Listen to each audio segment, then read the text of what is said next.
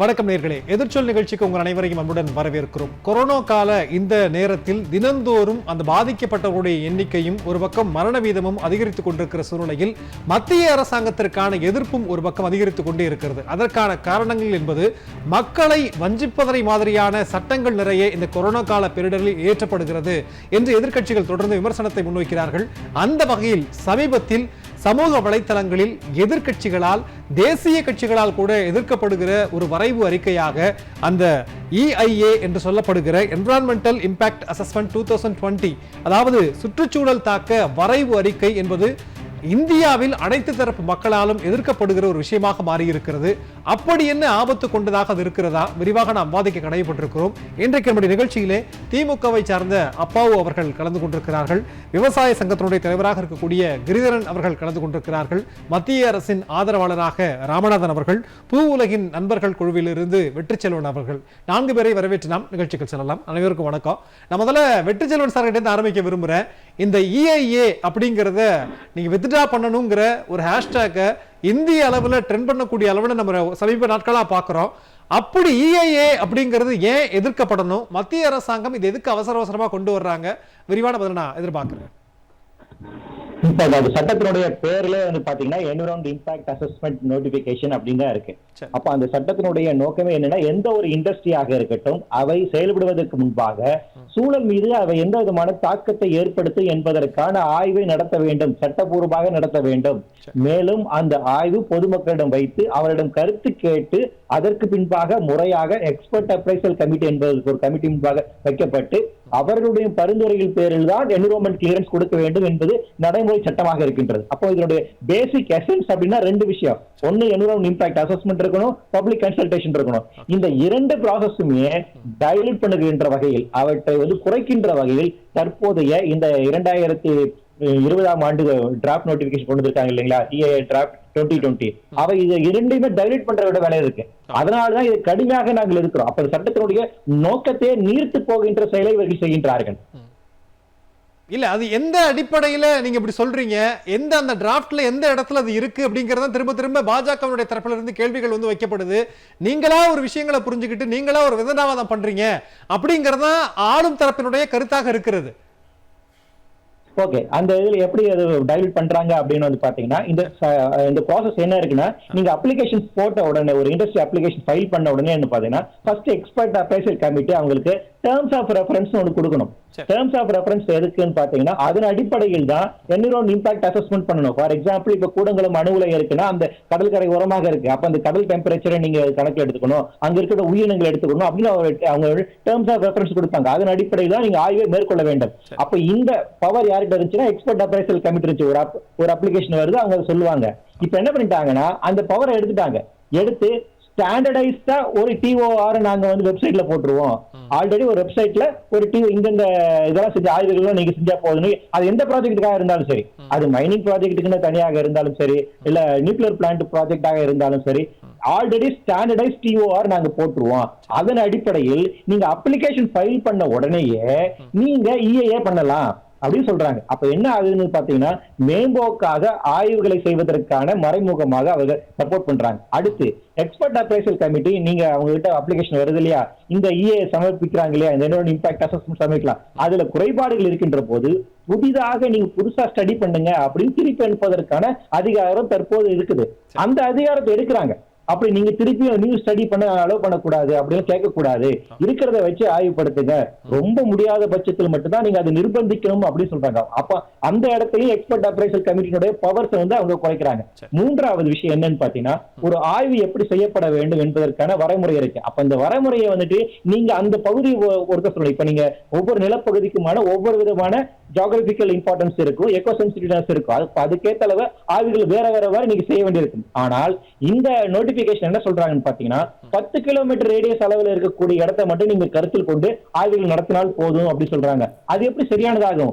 ஒரு இடத்துல ஒரு திட்டத்தின் காரணமாக அதற்கு அதிக பகுதியான இடத்துலயும் வந்து பிரச்சனை உண்டாகலாம். அப்ப நீங்க ஏரியாவை ஏன் நீங்க ரெஸ்ட்ரிக்ட் பண்றீங்க அப்படிங்கிற ஒரு கேள்வி வருது. அப்போ அது உண்மையான ஒரு ஆய்வாக இருக்காது அப்படிங்கிற ஒரு பிரச்சனை இருக்கு. அப்போ பேசிக்கா இந்த சட்டத்தில் இருக்கக்கூடிய அடிப்படையான பிரச்சனைகளாக பாக்குறோம். இன்னொரு முக்கியமான விஷயம் என்னன்னு பாத்தீங்கன்னா, ஒரு என்விரான்மெண்ட் இம்பாக்ட் அசஸ்மெண்ட் செய்யறாங்க அப்படின்னு பாத்தீங்கன்னா 3 சீசனையும் கருத்தில் எடுத்துக்கொள்வாங்க. இப்ப நம்ம நாடு உங்களுக்கே தெரிய வந்துட்டு 3 மாசத்துக்கு ஏற்ற மாதிரி ஒவ்வொரு பருவ நிலை அப்படிங்கிறது மாறிக்கிட்டே இருக்கு. அப்போ ஒவ்வொரு காலகட்டத்திலும் இயற்கை எப்படி செயல்படுகின்றது, இந்த இண்டஸ்ட்ரி வரதுனால ஒவ்வொரு காலகட்டத்தில் வெயில் காலத்துல என்ன மாதிரி பிரச்சனை இருக்கும், மழை காலத்துல என்ன மாதிரி பிரச்சனை இருக்கும், குளிர்காலத்துல என்ன மாதிரி பிரச்சனை இருக்கும் என்பதற்கான ஆய்வை மேற்கொள்ள வேண்டும். ஆனால் தற்போதைய இந்த நியூ டிராப்ட்ல அவங்க என்ன சொல்றாங்கன்னா, அப்படி 3 காலத்துக்கு நீங்க செய்ய வேண்டிய அவசியம் இல்ல, ஒரே ஒரு சீசனை மட்டும் எடுத்து ஸ்டடி பண்ணா போதும் அப்படின்னு சொல்றாங்க. அப்ப என்னன்னா அந்த பேசிக்கான ஸ்டடி ஒரு அதனுடைய சயின்டிபிக் டெம்பர்மெண்ட்டை நீங்க குறைக்கின்ற வகையில் இருக்குது. எந்த நெசசிட்டிக்காக இப்படியான ஆய்வுகளை மேற்கொள்கின்றோமோ அதை நசுக்கின்ற வேலையை செய்கிறார்கள். நிச்சயமா இந்த நோட்டிபிகேஷன், அதாவது வெற்றி, இந்த நோட்டிபிகேஷன் ஒருவேளை அமல்படுத்தப்பட்டால் என்ன மாதிரியான பாதிப்புகள் இருக்கிறது, ஏன் இதை கொண்டு வர்றாங்க அப்படின்னு நீங்க நினைக்கிறீங்க முன்கூட்டி? ஏன் அப்படின்னா பாரத் மாலா சாகர் மாலா அப்படிங்கிற திட்டத்தை தான் இப்ப மத்திய அரசாங்கம் முன்வைத்துட்டு இருக்காங்க. அவர்களுடைய மிகப்பெரிய ஒரு கனவு ப்ராஜெக்டா இதான் சொல்றாங்க. அப்ப இதுல 8 வழி சாலை போன்ற திட்டங்கள் அதிகமா இருக்கு, புதிய துறைமுகங்கள் அவர் கொண்டு வர வேண்டிய திட்டங்கள் அதிகமாக இருக்கின்றது. அப்ப இந்த திட்டத்தை எல்லாம் அதுக்கான தடுக்கின்ற ஒரு வேலையை இந்த இப்ப தற்போது இருக்கக்கூடிய சட்டங்கள் செய்யணும். அதெல்லாம் லீகல் ஹேர்டில்ஸா பாக்குறாங்க. அப்ப அந்த ஹேர்டில்ஸ் நீக்கணும். இது இன்னைக்கு ஆரம்பிச்சல 2014ஆம் ஆண்டு அவர்கள் ஆட்சிக்கு வந்த போது முதலாக TSR சுப்பிரமணியன் தலைமையில் ஒரு குழு அமைத்தார்கள், ஹை லெவல் கமிட்டி. அந்த குழுவுக்கான நோக்கம் என்ன தெரியுமா, சுற்றுச்சூழல் சட்டத்தை எப்படி டைரக்ட் பண்ணுவதுதான் அதோட ரெக்கமெண்டேஷன் நோக்கமே. அதன் அடிப்படையில் அவங்க ரெக்கமெண்டேஷன் கொடுத்தாங்க. பார்லிமெண்ட் ஸ்டாண்டிங் கமிட்டி அந்த ரெக்கமெண்டேஷன் நிராகரித்து விட்டது. ஆனால் அவர்கள் சொன்ன அந்த ரெக்கமெண்டேஷன் எல்லாமே இன்னைக்கு இந்த நியூ டிராப்ட்ல இருக்கு. அதுதான் ரொம்ப வேதனைக்கான விஷயம். கண்டிப்பா 2014 இருந்து இதுக்கான விஷயங்களை ஆரம்பிச்சுட்டாங்க அப்படிங்கிற விஷயங்களை பதிவு பண்ணிருக்கீங்க. நான் முதற்கட்ட கருத்தை எடுத்துக்கிறேன். அப்பாவு சார், உங்ககிட்ட தான் கேட்க விரும்புறேன். இந்த EIA டிராப்டை பொறுத்த வரைக்கும், இந்த 2020 பொறுத்த வரைக்கும் திமுக தலைவர் அவர்கள் ஒரு குற்றச்சாட்டை முன்வைக்கிறாங்க. கார்பரேட்டுகளுக்கு கார்பெட் விரிக்கக்கூடிய ஒரு செயலாத்தான் நான் பாக்குறேன் அப்படிங்கிறாரு. உங்களுடைய முதற்கட்ட கருத்து என்ன அப்பாவு சார்? அத குற்றச்சாட்டா சொல்லல, நடைமுறையை தான் எங்க தலைவர் சொல்றாங்களே தவிர குற்றச்சாட்டாட்டி சொல்றாங்கன்னு நம்ம எடுத்துக்கிட முடியாது. நம்ம சரி, இந்தியா எல்லா இயற்கை வளங்களும் பொருந்திய ஒரு அருமையான ஒரு நாடு. இந்த நாட்டுல நிலம், நீர், காற்று, வனம், கடல் இத்தனையும் பாதுகாக்க வேண்டியது ஒரு அரசினுடைய கடமை. அவற்றை பாதுகாக்கப்பட்டால்தான் அங்கு வாழ்கின்ற மக்களையும் அங்க இருக்க உயிரினங்களையும் பாதுகாக்க முடியும். ஏதோ இந்த சுற்றுச்சூழல் சட்டம் ஒரே நாளில வந்ததில்லை. 1974 முதல்ல நீர் பாதுகாப்பு சட்டம் வந்தது. அதுக்கப்புறம் 1981 காற்று பாதுகாப்பு சட்டம் கொண்டு வந்தாங்க. அதுக்கப்புறம் அதனுடைய தொடர்ச்சியாட்டு 84 பெரிய போபால் விஷவாயு மத்திய பிரதேசத்துல ஏற்பட்டு பல ஆயிரம் பேர் இறந்தாங்க. அதுக்கப்புறம் தான் 86 மத்திய சுற்றுச்சூழல் பாதுகாப்பு சட்டம் அப்படின்ட்டு சொல்லி ஒரு கம்பெனி அங்க அப்படின்னு சொன்னா அதை சுற்றி எப்படிப்பட்ட இடத்துல அதை அமையணும், அந்த கம்பெனியுடைய தன்மை என்ன, அதுல இப்போ போபால் விஷவாயு கட்சி அந்த கார்பைடு ஃபேக்டரி வச்சிருந்தாங்க. அதுக்கு என்ன தேவை, அந்த கார்பைடுல இருந்து வெளியே வரக்கூடிய கேஸ் எதுவும் பாதிப்பு ஏற்பட்டா எவ்வளவு தூரத்துக்கு அந்த பாதிப்பு வரும். இப்ப கூட ஆந்திராவில் ஒரு பெரிய கம்பெனில இதே போல ஒரு பெரிய பாதிப்பு ஏற்பட்டு பல பேர் இறந்தாங்க, பல பேர் பாதிக்கப்பட்டாங்க. அப்ப இப்படிப்பட்ட சூழல் எல்லாம் இருக்கு. அப்படிங்கறதுனால தான் ஒவ்வொன்றிலையும் படிச்சு இப்போ இப்படிப்பட்ட 2006 தான் இப்ப இருக்கக்கூடிய தற்போதைய சட்டத்தை நம்ம கொண்டு வந்தோம். இந்த சட்டத்தின்படி இப்போ இந்த சட்டத்தை எல்லாம் தூக்கி குப்பையில போட்டு அவங்கள சுத்தி இருக்கிறது, மோடி அரசை சுத்தி இருக்கிறது 5 கார்பரேட் கம்பெனி இருக்கு. அவங்க என்ன நினைச்சுக்கிட்டு ஒரு ப்ராஜெக்ட போட்டு கொண்டு வராங்களோ அதுக்கு என்ன செய்யணுமோ அந்த பணியை செய்யறாங்க.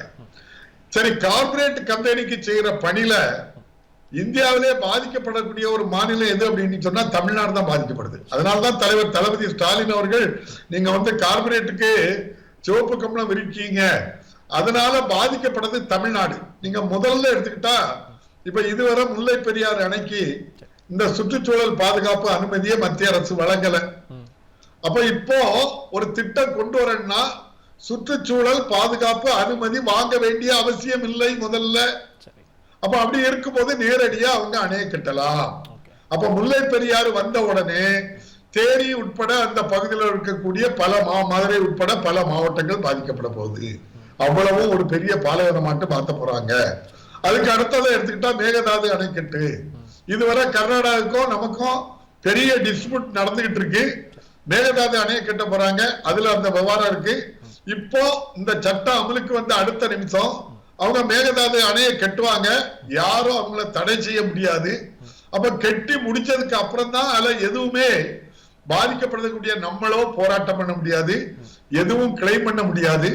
கெட்டவங்களும் அரசு அதிகாரிகள் தான் முடிவெடுக்கணும். அப்ப கர்நாடகாவில் போய் தான் விவரம் என்னன்னு கேட்கணும். இல்ல நிச்சயமா இப்ப நீங்க சொன்னீங்க இந்த EIA மூலமா ஒரு மிகப்பெரிய பாதிப்பு இருக்கிறது, தமிழ்நாடு தான் அதிகமா பாதிக்கப்படுவதற்கான வாய்ப்பு இருக்குன்னு நீங்க சொல்றீங்க. எனக்கு என்ன கேள்வி அப்படின்னா, 8 வழிச்சாலையா இருந்தாலும் எங்களுடைய வாழ்வாதாரம் பாதிக்கப்படும்னு மக்கள் போராடுறாங்க. ஒரு பக்கம் ஹைட்ரோ கார்பனுக்காக வந்து வேண்டாம் அப்படின்னு சொல்லி போராடுறாங்க, மேகதாது வேண்டாம்னு சொல்லி போராடுறோம். அப்ப அதீத எதிர்ப்பை பதிவு செய்கிற ஒரு மாநிலமா இருக்கும்போது பாதிப்பு எங்களுக்கு அதிகமா இருக்குன்னு நினைக்கிறவங்க தவறு இல்லை. ஆனா ஏன் எல்லாத்துக்கும் தொடர்ந்து வந்து ஒரு போராட்டமோ இல்ல ஒரு எதிர்ப்போ இருக்கும்போது மத்திய அரசாங்கம் என்னதான் செய்யும்? மக்கள் கிட்ட நம்ம கருத்து கேட்டாதானே இந்த பிரச்சனை, சரி கருத்தே கேட்க வேணாம் அப்படின்னு ஒரு முடிவை அவங்க எடுத்துக்கலாம் இல்லையா? இல்ல தம்பி, நீங்க அழகா கேட்டீங்க. இப்ப முல்லை பெரியாரா இருக்கட்டு, நம்ம மேகதாது அணைக்கட்டா இருக்கட்டு, தேனி நியூட்ரினா இருக்கட்டு, ரைட்டு, இதுகளுக்கு பெரிய பாதிப்பு பொது வெகுஜன மக்களுக்கு. இப்போ வந்து 8 வழி பாதையில நீங்க ஏன் இடைஞ்சல் பண்ணுதே, ரோடு தானே போடுதாங்கன்னு சொல்லி மேலெழுந்த வாரியாட்டு நீங்க எல்லாரும் பேசிடலாம்.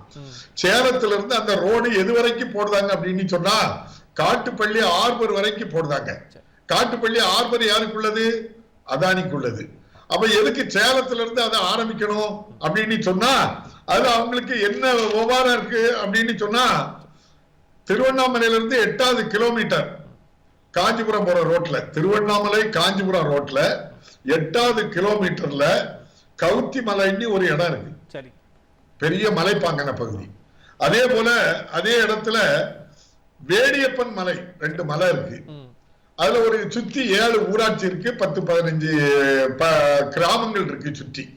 அந்த பகுதியில இருக்கக்கூடிய அந்த மலையில பல ஆயிரம் ஏக்கர் பரப்பளவுல அந்த மலை இருக்கு. அந்த மலையில இரும்பு தாது இருக்கு.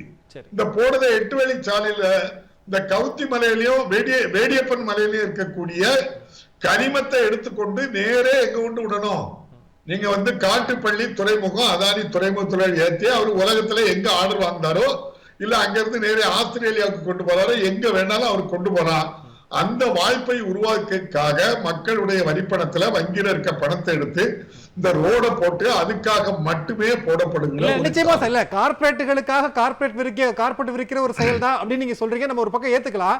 இன்னொரு பக்கம் மத்திய பாஜக அரசாங்கத்திற்கு பெரும்பான்மை இருக்கும்போது இந்த கொரோனா கால நேரத்துல திடீர்னு ஒரு நோட்டிபிகேஷன் விட்டு இதை நீங்க படிச்சுட்டு அதுக்கப்புறம் நீங்க டக்குன்னு நீங்க எல்லாம் உங்களுடைய முடிவை சொல்லணும் அப்படிங்கறத நீங்க எப்படி பாக்குறீங்க?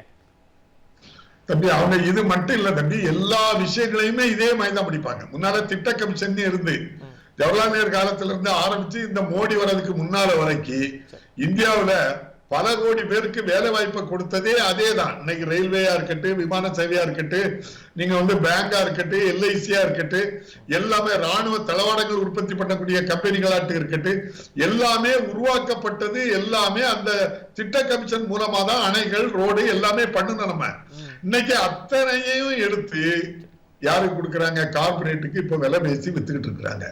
அதுக்கு திட்ட கமிஷன் பேரை மாத்திட்டு நிதி ஆயோக் அப்படி national institution for transforming India, அதாவது இந்தியாவை மாற்றுவோம் அப்படின்னு சொல்லி மாத்திட்டு இருக்காங்க. இப்போ கார்பரேட்டுக்கு விலை பேசி விற்கக்கூடிய ஒரு பெரிய வியாபாரி அங்க இருந்து பண்ணிட்டு இருக்கிறாரு. அவர் முதலாளி மோடி.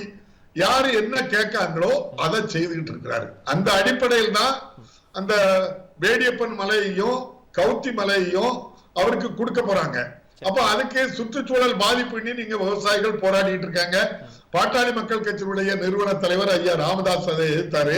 அவருடைய அன்பு மகன் அன்புமணி அவர்கள் தர்மபுரி எம்பிஆட்டு இருக்கும் போது இதை எதிர்த்தாரு, கோர்ட்ல கேஸ் போட்டாரு. இப்போ அவங்களுடைய நிலைப்பாடு என்னன்னு எனக்கு தெரியல ஒண்ணும். இப்போ இந்த விஷயத்துல இந்த 8 வழி சாலைக்கு விவசாயிகளோட நிற்காங்களா? ஒரு பக்கம் விவசாயிகள் ரோடு எங்க விவசாய நிலவழியா போராடுறாங்க, அந்த மலையை சுத்தி இருக்கவங்க அதுக்கு போராடுறாங்க. எதை பற்றியும் எந்த கவலையும் படாத மத்திய அரசு அதானிகிட்ட பேசி முடிச்சாச்சு. நிச்சயமா நிலைப்பாடு என்ன அப்படின்னு நீங்க ஒரு கேள்வி முன்வைக்கிறீங்க. நிலைப்பாடு என்னன்னு தெரிஞ்சதுனாலதான் மக்கள் ஒரு தீர்ப்பு தேர்தலில் கொடுத்தாங்க அப்படிங்கறதையும் நம்ம சேர்த்து பார்க்கணும். நம்ம தொடர்ந்து பேசலாம். கிரிதரன் சார், இந்த EIA இந்த 2020 பொறுத்த வரைக்கும், அந்த வரைவறிக்கையை பொறுத்த வரைக்கும் மக்கள் கிட்ட கருத்தே கேட்க வேண்டாம், ஒரு சுற்றுச்சூழல் தாக்க மதிப்பீடு அறிக்கையே தேவையில்லை அப்படிங்கிற நிலைமையில நீங்க இருக்கிறது அப்படிங்கிற குற்றச்சாட்டு விவசாயிகளுக்கு எந்த அளவுக்கான பாதிப்புகளை ஏற்படுத்தும்? அது ஆகஸ்ட் 11 தான் இந்த வரைவு அறிக்கையினுடைய எதிர்ப்புகளை தெரிவிக்க வேண்டிய கடைசி நாள். மக்கள் அதற்குள் தங்களுடைய எதிர்ப்புகளை தயவு செய்து தெரிவிக்கும்படி தொலைக்காட்சி வாயிலாக தெரிவித்துக் கொள்கிறேன். இதை ஒன்றும் மக்கள் மத்தியிலே இந்த சட்டம் போய் சேரவில்லை. தொலைக்காட்சிகளும் அதெல்லாம் சேர்ந்து மக்களுடைய எதிர்ப்பை தெரிவித்தால் மக்கள் தங்களுடைய கஷ்டங்களை தெரிவிப்பார்கள். ஒன்று. அடுத்தது, மத்திய அமைச்சர் நிதின் கட்காரி பொருளாதார வளர்ச்சி முக்கியமா இல்லை சுற்றுச்சூழல் முக்கியமான்னு கேட்கிறார். சரி, அப்பனா மனித உயிர்கள் முக்கியம் இல்லையா? நமக்கு முன்னாடி உள்ள நம்ம அப்பா தாத்தாலாம் பார்த்தீங்கன்னா கேணில தண்ணி மூண்டு அப்படியே குடிப்பாங்க, அடிபைப்புல தண்ணி குடிப்பாங்க. இப்ப அந்த மாதிரி குடிக்க முடியுதா? விலை கொடுத்து பாட்டில் தண்ணி தான் வாங்க வேண்டியதா இருக்கு. சரி, நம்முடைய வாழ்க்கை முறையும் மாறி இருக்கு. வாழ்க்கை முறையே மாறி அதே இதே நிலைமை நீடிச்சு. இதுக்கு காரணம் அரசாங்கம் மட்டுமா? டெல்லியில ஆக்சிஜன் ரூமே ஏற்படுத்திட்டாங்க. சரி, இன்னும் கொஞ்ச நாள்ல இதே எங்க பார்த்தாலும் தொழிற்சாலைகளோ அது வந்துகிட்டு இருந்தேன்னா ஆக்சிஜன் ரூம்ல போய் தான் நம்ம அதனால தொழிற்சாலைகளே வேண்டாம்னு சொல்லிட்டு சொல்ல முடியாது. அதாவது வளர்ச்சிகள் வேண்டான்னு சொல்லல, வளர்ச்சிகள் இருக்க வேண்டும். அது ஒரு வரைமுறைக்கு உட்பட்டு இருந்ததுன்னா நல்லது. ஏன்னா இப்ப புதிய சட்டத்துல அவங்க எந்த ஒரு environment certificate, green revolution certificate எதுவுமே வாங்க தேவையில்லை. அவங்க நேரடியா போய் தொழிற்சாலையை ஆரம்பிச்சிடலாம். ஆரம்பிச்சுட்டு அதுக்கப்புறம் ஒரு வருடம் கழித்து கூட EIA சர்டிபிகேட் வாங்கிக்கலாம். அதுதான் அதுல இருக்கு.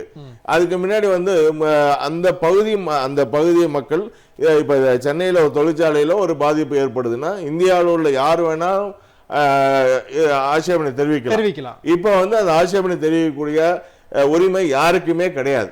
அந்த பகுதியில் வாழ்கின்ற அந்த தொழிற்சாலையில் வேலை செய்கின்ற மக்களுக்கு இல்ல அரசு அலுவலர்களுக்கு தான் அந்த உரிமை இருக்கு. அதை விட்டு ஒரு 4 கிலோமீட்டர் 5 கிலோமீட்டர் தள்ளி உள்ள மக்கள் கூட அந்த பாதிப்பை சொல்வதற்கான அதிகாரம் இல்லை. அது சொன்னாலும் எடுபடாது. நிச்சயமா. ஏன் இவ்வளவு அவசரமா இதை பண்றாங்கன்னு நீங்க நினைக்கிறீங்க? அதாவது இப்ப கொரோனா கால பெரிடர்ல இருக்குது, நம்ம ரிலேட்டிவே பாத்துக்க முடியாத ஒரு சூழல் இருக்கு. ஆனா இதுல நீங்க அந்த டிராஃப்ட் எல்லாம் படிச்சுட்டு எங்களுக்கு கருத்துக்களை தெரிவிங்க. இந்த நேரத்துல ஏன் டைம் டிராஃப்ட் ஏற்படுத்தியிருந்தா ஒண்ணு மக்களிடம் போய் சேரல. 11ஆம் தேதி தான் கடைசி தேதி. அதுக்குள்ள தங்களுடைய கருத்துக்களை சொல்லணும். அப்படின்னா எப்படி சொல்ல போறாங்கன்னு எனக்கு தெரியல. அது இல்லாம ஒரு ஆளை ஆரம்பிச்சு 30 நாளுக்குள்ள தங்களுடைய எதிர்ப்பை தெரிவிக்கணும். அந்த காலத்தையும் 20 நாள் அது எல்லாமே என்வரன்மெண்ட் சர்டிபிகேட் அவங்க கிளியரன்ஸ் கொடுக்க வேண்டியது 6 மாசமா இருந்து 1 வருஷம் ஆக்கிட்டாங்க. எல்லாத்துலயும் கால நீடிப்பு ஆக்கிட்டாங்க. அப்படி இருக்கும்போது எப்படி இன்னைக்கு அசாம்ல மார்ச் 28ஆம் தேதி எரிய ஆரம்பிச்ச எண்ணெய் கிணறு இன்னைக்கு வரைக்கும் அணைக்க முடியல. உலகத்துல இருந்து ஸ்பெஷலிஸ்ட்லாம் கூட இன்னைக்கு வரைக்கும் அணைக்க முடியல. பல ஆயிரக்கணக்கான மக்கள் அங்க பாதிச்சு அவங்களுடைய வீடு உடைமைகள்லாம் இழந்து எங்கேயோ ஒரு அகதிகளா வாழ்ந்துட்டு இருக்காங்க. நிச்சயமா ஏற்கனவே இருக்கிற சட்டத்தின் மூலமாகவே எதையும் தடுக்க முடியல ஒரு சூழல் இருக்கும்போது அதை இன்னும் நீர்த்தி போகிற அளவுக்கு செஞ்சுக்கிட்டு இருக்காங்க அப்படிங்கிற ஒரு குற்றச்சாட்டை முன்வைக்கிறீங்க. இப்ப ஒரு விவசாயி இப்ப டெல்டால எங்க வேணாலும் எண்ணெய்க்கு 174 இடத்த இப்ப இது பண்ணிட்டாங்க. அடுத்து 406 இடங்கிறாங்க. இப்ப எண்ணெய் கிணறுகள் அந்த மாதிரி டெல்டால வந்துச்சுன்னா டெல்டா மக்கள் பூரா அதை விட்டு வெளியேற வேண்டிய ஒரு கட்டாயம் தான் ஏற்படும். ஏன்னா வாழ்க்கைக்கான சூழ்நிலை கிடையாது. ஒரு சென்ற வாரம் கூட மாயவரத்தில் ஒரு கெயிலோட குழாயிலிருந்து எரிவாயு கசிவு ஏற்பட்டு மிகப்பெரிய ஒரு விபத்தை தடுத்திருக்கார்கள். இல்ல நிச்சயமா சார், எனக்கு என்ன கேள்வினா, மத்திய அரசாங்கம் விவசாயிகளுக்கு ஆதரவா அவங்களுடைய வாழ்வை நாங்க மேம்படுத்துற விதமா தான் எங்களோட செயல்பாடு இருக்கு. விவசாயிகளுடைய பார்வையில இவங்க ஆட்சிக்கு வர்றதுக்காக MS சாமிநாதன் பரிந்துரையை நடைமுறைப்படுத்துவோம், விவசாயிகளுடைய உற்பத்தி இரட்டிப்பாக்குவோம் அப்படிலாம் சொன்னவங்க இன்னைக்கு கூட்டுறவு சங்கங்களை முற்றிலுமாக முடக்கி விட்டார்கள். ஏன்னா கூட்டுறவு சங்கங்கள் மூலியமா தான் விவசாயிகளுக்கு எல்லா காரியம், உரம் வாங்குறதுல இருந்து கடன் வாங்குறதுல இருந்து ஒரு நகை கடன் வாங்குறதுல இருந்து எல்லாமே அங்கதான் செய்ய முடியும். அது சுத்தமாக கூட்டுறவு சங்கத்தை முடக்கிட்டாங்க. அடுத்தது இப்ப நீர்வழி பாதைகளையும் முடக்கிறாங்க. இப்ப இது எண்ணெய் கிணறுகளும் ஆரம்பிக்கிறாங்க. சரியான ஒரு இது இல்லாம கெயில் குழாய்கள் அங்கங்க உடைச்சுக்கிட்டு விவசாய நிலங்களை பாதிக்குது. இது மாதிரி தொடர்ந்து அதை அது இல்லாம இந்த விவசாய உற்பத்தி பொருட்களை இந்தியாவில் எங்க வேணாலும் கொண்டு விற்கலாம் அப்படின்ற மாதிரி கொண்டாடுறாங்க. இல்ல அது வந்து உங்களுடைய வணிகத்தை மேம்படுத்துறது, அது வந்து விவசாயிகளுக்கு பயன்படாது, வியாபாரிகளுக்கு தான் பயன்படும். விவசாயிகளுக்கு பயன்படும், விவசாயிகளுக்கு கண்டிப்பா அது பயன்படாது. நிச்சயமா நம்ம தொடர்ந்து பேசலாம் சார். மத்திய அரசினுடைய குறைஞ்சபட்ச ஆதரவு விலை கூட இன்னைக்கு விவசாயிகளுக்கு நெல்லுக்கோ கரும்புக்கோ உளுந்துக்கோ பயிருக்கோ கிடைக்கல. சென்ற வருடம் பருத்தி வந்து 5500 குண்டால் வித்துது, இன்னைக்கு 4000 ரூபாய்க்கு மேல விக்கல. ஆனா அந்த விவசாயிகளுக்காக கொண்டு வரப்பட்டிருக்க இந்த 3 சட்டங்களுடைய பேரை பார்த்தா விவசாயிகளுக்கு நல்லது செய்யற மாதிரியே இருக்கு. விவசாயிகளுக்கு எதிர்ப்பான சட்டங்கள் தான் கொண்டாடுறாங்க. சரி, இப்ப இங்க டெல்டால இருந்து நெல்லை கொண்டு போய் நாங்க எங்க வைக்க முடியும்? இப்போ எனக்கு ஒரு 100 மூட்டை நெல் வருதுன்னா அந்த 100 மூட்டைக்கு முன்னாடியே நான் கடன் வாங்கியிருப்பேன். நான் கடனை தான் அடைக்க முடியும் போலே போய் இந்த நெல்லை லாபத்துக்கு நான் விற்க முடியாது. அதே மாதிரி காய்கறி விளைய வைக்கிறவங்க அதை கோல்டு ஸ்டோரேஜில் கொண்டு போய் அங்கே வாடகை கட்டி திருப்பி அந்த காய்கறி எடுத்து விற்கும் போது ஒன்றும் நஷ்டம் வரும். நிச்சயமா இந்த சுற்றுச்சூழல் அந்த அறிக்கை மட்டுமல்ல, விவசாய சட்டம் ஒரு 3 சட்டம் கொண்டு வந்தாங்க, அதுவும் எங்களுக்கு எதிரானதா. விவசாய சட்டம் தொடர்ந்து நம்ம பேசலாம், தொடர்ந்து பேசலாம். நான் வர அடுத்த ராமநாத் நான் பேசிட்டு இருந்தேன். இந்த சுற்றுச்சூழல் வரைவு அறிக்கை பொறுத்த வரைக்கும் திரும்ப நீங்க பெறுங்க அப்படிங்கிற ஹேஷ்டேக் ட்ரெண்டிங் ஆகிற அளவுக்கு எல்லார் மக்களும் பேசுறாங்க.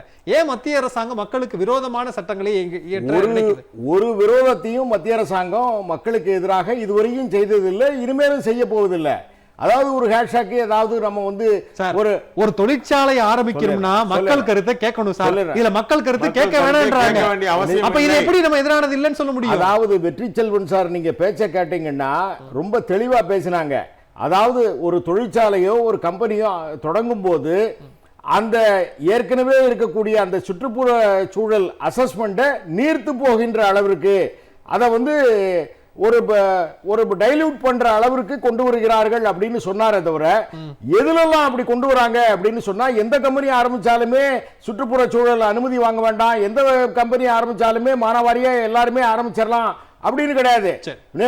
அதாவது தேசிய முக்கியத்துவம் வாய்ந்த திட்டங்கள்ல சில திட்டங்கள் இன்னைக்கு எல்லையில போர் நடக்குது அப்படின்னு சொன்னா, சீனா பகுதியில போர் நடக்குது, பாகிஸ்தான் போர் வருது அப்படின்னு சொன்னா அங்கே ஒரு பாலம் கட்டக்கூடிய வேலை, அங்க ஒரு ரோடு போடுற வேலை, இந்த மாதிரி வேலைகளுக்கெல்லாம் சில திட்டங்களுக்கு வந்து அனுமதி வேண்டாம்னு டைல்யூட் பண்றாங்க. இல்ல நான் கேள்வி இங்கதான் சார், இந்த மாதிரி சரியா வர்றீங்க.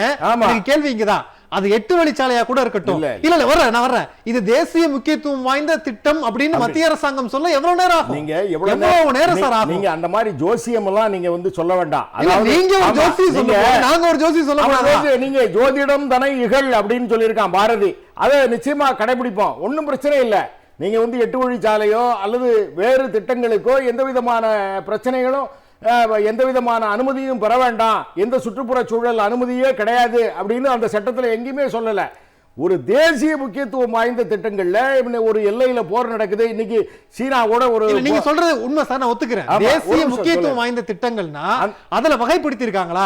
இதுதான் வரும், இது வராது, வகைப்படுத்தி இருக்காங்க. ஏனென்றால் அந்த எல்லையில ஆக்சுவல் லைன் ஆஃப் கண்ட்ரோல்ல இருந்து ஒரு 100 கிலோமீட்டருக்குள்ள ஏதாவது பிரச்சனை அப்படின்னு சொன்னா, ஏன்னா 100 கிலோமீட்டர்ல கூட மலைப்பாங்கான பகுதிகள் இருக்கும், அங்க ரோடு போடுவதற்கு சின்ன சின்ன கிராமங்கள் இருக்கும், அவர்கள்ட்ட கருத்து கேட்கணும் அப்படின்னு சொன்னா சில சமயங்கள்ல கருத்து கேட்க முடியாம இருக்கும் என்றால் எல்லையில போர் நடந்துரும்.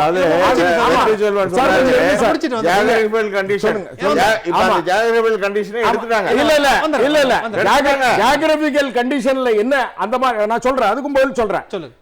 அந்த மாதிரி எல்லைகள்ல ஏதாவது பிரச்சனை, இதுக்கு தேசிய முக்கியத்துவம் வாய்ந்த பிரச்சனைகள்ல தான் அது வரும்னு சொல்லியிருக்காங்க. அதே மாதிரி அப்பாவு சார் வந்து ஏன் இந்த மாதிரி எல்லாம் பேசுறாங்கன்னு தெரியல. அதாவது முல்லை பெரியார் அணையில வந்து கேரளா அணை கட்டலாம், ஏன் இப்படி ஒரு திராவிட முன்னேற்ற கழகத்திலிருந்து மேகதாட்டு அணையை வந்து கட்டலாம், இந்த சட்டம் வந்து பெர்மிஷன் கொடுக்குது அப்படின்னு ஏன் பேசுறாங்கன்னு தெரியல. அந்த மாதிரி இருந்தா மக்கள் கருத்தை கேட்க வேண்டாம், அதை ட்ரெண்டிங் ஆக்கிடுவாங்க. கர்நாடகால ட்ரெண்டிங் ஆக்கி திராவிட முன்னேற்ற கழகத்தில் சொல்றாங்க இந்த சட்டம் எங்களுக்கு ஆதரவு அளிக்கிறது, மேகதாட்டு அணையை கட்டுவோம் அப்படின்னு சொல்லுவாங்க. நிச்சயமாக நான் சொல்றேன், மேகதாட்டு அணைக்கெல்லாம் நிச்சயமா காவிரி அந்த தீர்ப்பாயத்திலிருந்து அனுமதி வாங்கணும், மத்திய அரசாங்கத்திலிருந்து சுற்றுப்புற சூழல் அனுமதி வாங்கணும். தேசிய இல்ல இப்பதான் நீங்க சரியா வர்றீங்க. சுற்றுப்புறச்சூழலுடைய அனுமதி வேணும். நீங்க சுற்றுப்புறச்சூழல் அனுமதி வேணாம்னு சொன்னா மேகதாது அணை கட்டப்படுமா கட்டப்படாதா? அதுதான் எங்களுடைய அச்சம். அதுக்கான பதில தான் நாங்க உங்ககிட்ட எதிர்பார்க்கிறோம். அதாவது அப்பாவும் சொல்றேன், தேசிய பாதுகாப்புக்கு சம்பந்தமாக சில ரிலாக்ஸேஷனை கொண்டு வந்திருக்காங்க. தேசிய பாதுகாப்பு அப்படின்னு சொன்னா இப்ப இன்னைக்கு இலங்கையில இருந்து ஏதாவது ஒரு பிரச்சனை வருதுன்னு வச்சுங்க, எல்லை நம்ம ராமநாதபுரம், புதுக்கோட்டை இந்த மாவட்டங்கள்லாம் எல்லைப்புற மாவட்டங்கள். அதுல ஒரு தேசிய முக்கியத்துவம் இந்த மக்களுக்கு பாதுகாப்பு, மக்களை காப்பாற்ற வேண்டும் அப்படின்னு சொன்னா அதுல வந்து நீங்க வச்சிருக்க முன் வச்ச கேள்வி சரியான கேள்வி சார். நான் வெட்டிச்சவன்ட்ட கேக்குறேன். எனக்கு ஒரு கேள்வி என்னன்னா, அதே மக்களுடைய கருத்து நீங்க கேக்குறீங்கல்ல, 30 நாள் கேட்கணும்னு இருக்கு. அதை ஏன் 20 நாளா குறைக்கணும்? அதுல என்ன சார் வர வச்சு 10 நாள் குறைச்சு ஏன் அப்படின்னு சொன்னா 30 நாள் அப்படின்னு சொல்லி அதிகாரிகள் ஒரு நாளைக்கு வருவாங்க, ஒரு நாளைக்கு வரமாட்டாங்க, 2வது நாளைக்கு வரமாட்டாங்க, 3வது நாளைக்கு வருவாங்க. இப்படி 30 நாள் இழுத்து கொண்டு போவதை விட ஒரு நாள்ல கருத்து சொல்ல முடியல. அதிகாரிகள் வருவதும் வராததும் மக்கள் பிரச்சனையா? மக்கள் பிரச்சனை. அரசாங்கம் சரியில்லை. நீங்க சொல்றேன் சார், நீங்க அரியாதி போறோம் 30 நாள் போகணும் சார். கொஞ்சம் தயவு செய்து பேச விடுங்க. நீங்க பேசுங்கிறதுக்காக தான் நான் கேள்வி கேட்கிறேன். ஒரு நாள் விவசாயி அங்க வந்து தங்கி ஒரு மாவட்ட தலைநகர்ல தங்கி இருந்து ஒரு பேச முடியாமல் போய்விட்டாலும் கூட தொடர்ச்சியாக ஒரு 20 நாட்கள் நடத்தி விட்டாங்கன்னா மறுநாளைக்காவது அந்த கருத்தை 30 நாள்லயே வர மாட்டாங்க. 20 நாள்ல எப்படி சார் வருவாங்க? இல்ல முறையற்ற வாதங்களா வைக்கிறீங்க. முறையற்ற வாதங்கள் ஏத்துக்கவே முடியல. நீங்க 20 நாட்கள் அப்படின்னு 30 நாளா வந்து 50 நாளா இருந்தா சந்தோஷப்படுவோம். 50 நாளா வந்து 20 நாள் ஆகிறது 50 நாட்கள் என்று சொன்னால் இழுத்து கொண்டே போவார்கள். அது நீங்க அரசு அதிகாரிகள், நீங்க அரசு நிர்வாகம் உங்களுக்கு தெரியும். விவசாய சங்கத்திலிருந்து வர அந்த பீஸ் கமிட்டி மீட்டிங்கோ அல்லது விவசாயிகள் சங்க கூட்டங்களோ எப்படி நடக்கிறது என்று தெரியும். 20 நாட்களை தொடர்ச்சியாக நடத்தினால் நிச்சயமாக 20 நாள்ல ஒரு நாள்ல பேச முடியாட்டாலும் கூட அடுத்த நாள்ல பேசிடுவாங்க. இல்ல இப்ப கூட இந்த கருத்தை கேட்கிற விஷயத்துல டெல்லி ஹைகோர்ட் வந்து தலையிட்டு இருக்கிறது. ஏற்கனவே ஜூலை 30 வரைக்கும் தான் கருத்து கேட்கணும்னு மத்திய அரசாங்கம் நிர்ணயிச்சு கோர்ட் வரைக்கும் கேஸ் போய் நீங்க வந்து இன்னும் 10 நாள் கேட்கணும் அப்படின்னு கோர்ட் விதிச்சிருக்கிறது. அது மத்திய அரசாங்கத்துக்கு ஒரு உணர்வு இல்லையா? மக்கள் கிட்ட கருத்து கேட்க ஒரு 10 நாள் நம்ம எக்ஸ்டெண்ட் பண்ணுவோம். மார்ச் மாதத்திலிருந்து ஜூலை மாதம் வரையும் கொடுத்தாங்க. இதுவரையும் சுதந்திர இந்தியாவில் நீங்க வந்து காங்கிரஸ் பலமுறை ஆண்டிருக்கிறது, மற்ற கட்சிகள் எல்லாம் ஆண்டிருக்கிறது. ஏதாவது சட்டத்தை பத்தி நீங்க வந்து கருத்து சொல்லுங்க அப்படின்னு சொல்லி ஏதாவது விவாதிச்சிருக்கோமா? ஒரு ஜனநாயக பூர்வமான அரசு இன்னைக்கு பாரதிய ஜனதா கட்சி அரசாங்கம் வந்ததற்கு பின்னால்தான் இந்த மாதிரி ஒரு சட்டத்தை மக்களுடைய கருத்து நாங்க கேட்கிறோம்ங்கிறது எல்லா காலகட்டத்திலும் இருக்கிறது. எந்த சட்டத்தை பத்தி ஏதாவது விவாதிச்சிருக்கோமா? இந்த மாதிரி நான் எனக்கு நினைவு தெரிஞ்சு அந்த மாதிரி விவாதிச்சது கிடையாது. ஒரு பாரதிய ஜனதா கட்சி அரசாங்கம், ஒரு ஜனநாயக பூர்வமான அரசாங்கம், ஒரு மத்திய அரசாங்கம் வந்ததுக்கு பின்னால்தான்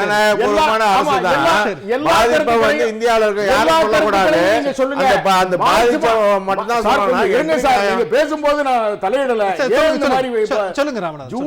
மார்ச் மாதத்திலிருந்து ஜூலை மாதம் வரை நீங்க கருத்து சொல்லுங்க. இப்ப உயர்நீதிமன்றம் ஏதாவது கருத்து சொல்லி ஆகஸ்ட் மாசம் 11ஆம் தேதி அல்லது தமிழ்நாடு அரசு நியாயமான வாதம் சார். கொரோனா நேரத்துல சொந்தக்காரவங்களை தெரிஞ்சவங்களை என்னால போய் பார்க்க முடியல. நான் அதுல கான்சென்ட்ரேட் பண்ணுவேனா? எனக்கு வாழ்வாதாரம் இல்ல, சம்பளம் சரியா இல்லன்னு மக்கள் அதுல கான்சென்ட்ரேட் பண்ணுவாங்க. இல்ல நீங்க இதுல கருத்து சொல்லுங்கங்கறத மக்கள் எடுத்து வச்சு பேசுவாங்க. மாதிரி கொரோனா நேரத்திலையும் கூட ஒரு எல்லையில தொல்லை நடக்குது. சீனாக்காரன் அங்கிருந்து ஊகான் மாகாணத்திலிருந்து கொரோனா உலகம் பூரா பரவுது. இருந்தாலும் கூட எல்லையில தொல்லை பண்றோம் அப்படின்னு சொன்னா நம்ம ரோடு போடுறதா கொரோனாவை தான் கவனிக்கணும், நாட்டை விட்டுறணும் அப்படின்னு சொல்ல முடியுமா? ஒரு மத்திய அரசாங்கம் ஒரு பாலம் கட்டணுமா வேண்டாமா? நீங்க சொல்றது கொண்டு போகணுமா வேண்டாமா? நீங்க சொல்றது அங்க ஜவான்களை கொண்டு போகணுமா வேண்டாமா? ஏர்போர்ட் தளங்களை அமைக்கணுமா வேண்டாமா? அங்க விமான தளங்களை அமைத்து நாட்டு மக்களை காப்பாற்ற. நீங்க சொல்றது எல்லையில ரோடு போடுறதுக்காக சொல்றீங்க. நாங்க சென்னை சேலம் 8 வழிச்சாலையில ரோடு போடுறதுக்கு ஒரு அச்சம் இருக்கிறது. அதீத கற்பனைகள் எல்லாம், கற்பனை வளங்கள், நல்ல கதை வசனம் எல்லாம் எழுதலாம். ஆனா அதற்கெல்லாம் நிச்சயமா கிடையாது. ஐயா சொன்னாங்க 10 கிலோமீட்டர் வரையும் தான் செக் பண்ணணும் அந்த அப்படின்னு. இதுவரையும் 10 கிலோமீட்டர் வரையும் கூட செக் பண்ண மாட்டாங்க. இல்ல நம்ம தொடர்ந்து பேசலாம். இது அதீத கற்பனையா என்னங்கறத தொடர்ந்து பேசலாம். 10 கிலோமீட்டர் வரையும் கூட ஒரு சுற்றுப்புற சூழல் செக் பண்ண மாட்டாங்க.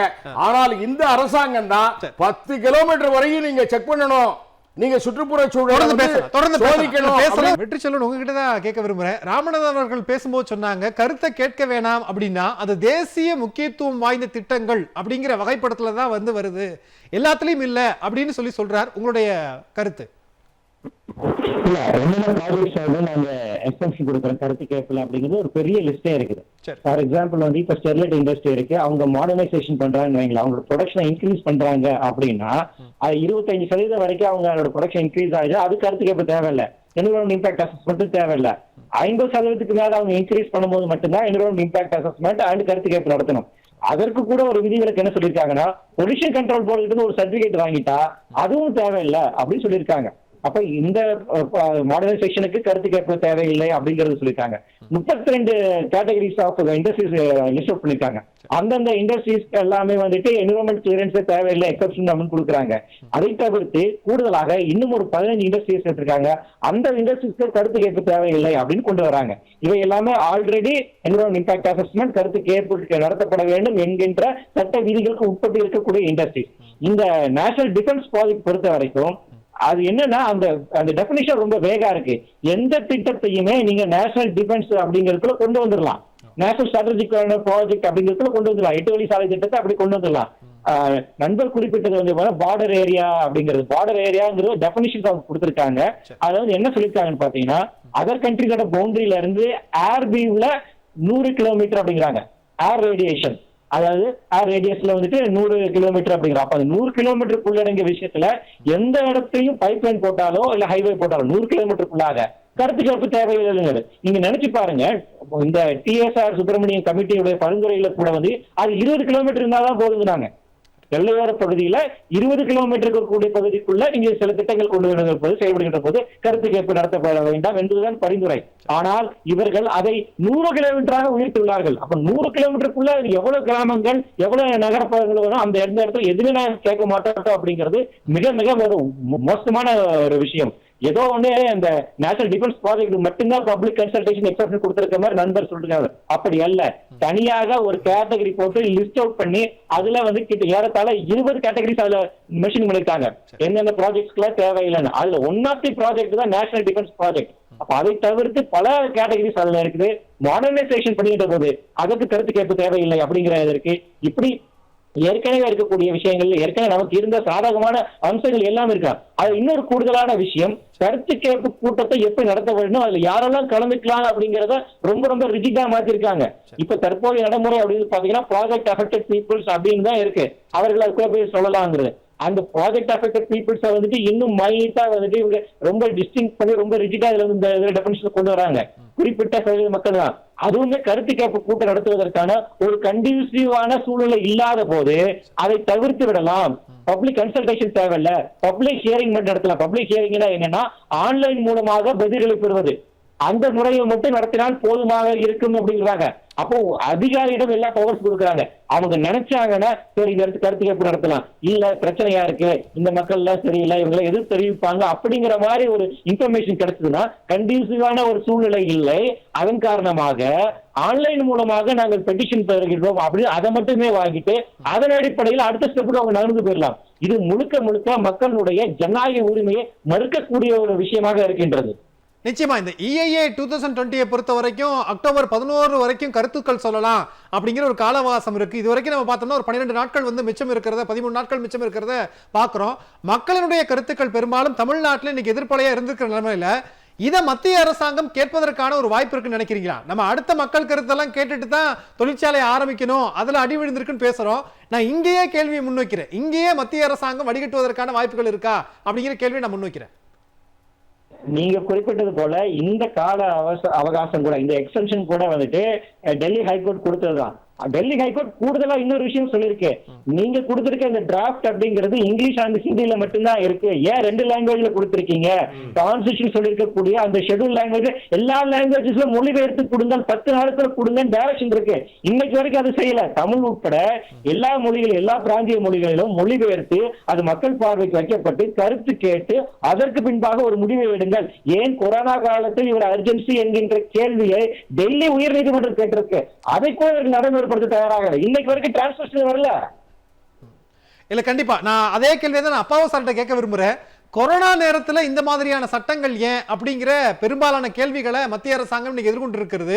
கொரோனா அந்த கோர அழிவுகளை ஒரு பக்கம் வந்து மத்திய அரசாங்கம் அதுல கான்சன்ட்ரேட் பண்ணுது அப்படின்னாலும் கூட பொருளாதார வளர்ச்சியில கவனம் செலுத்தவே கூடாதா?